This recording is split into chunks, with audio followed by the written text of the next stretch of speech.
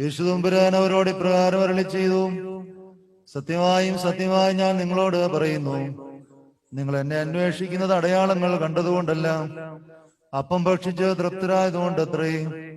നിങ്ങൾ നശിച്ചു പോകുന്ന ആഹാരത്തിന് വേണ്ടിയല്ല, നിത്യജീവന്റെ അനശ്വരമായ ആഹാരത്തിന് വേണ്ടിയാണ് അധ്വാനിക്കേണ്ടത്. ഇത് മനുഷ്യപുത്രൻ നിങ്ങൾക്ക് നൽകും. അവനെ പിതാവായ ദൈവം മുദ്രയിട്ടിരിക്കുന്നു.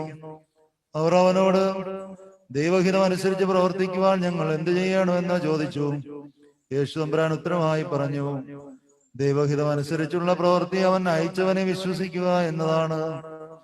യഹൂദന്മാർ യേശു തമ്പുരാനോട്, ഞങ്ങൾ കണ്ട് നിന്നെ വിശ്വസിക്കുവാൻ തക്കവിധം നീ എന്ത് അടയാളം കാണിക്കുന്നു?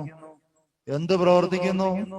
നമ്മുടെ പിതാക്കന്മാർ മരുഭൂമിയിൽ വെച്ച് മന്ന ഭക്ഷിച്ചു, അവർക്ക് ഭക്ഷിക്കുവാൻ സ്വർഗത്തിൽ നിന്ന് മോശ അപ്പം നൽകിയതെന്ന് എഴുതിയിരിക്കുന്നുവല്ലോ.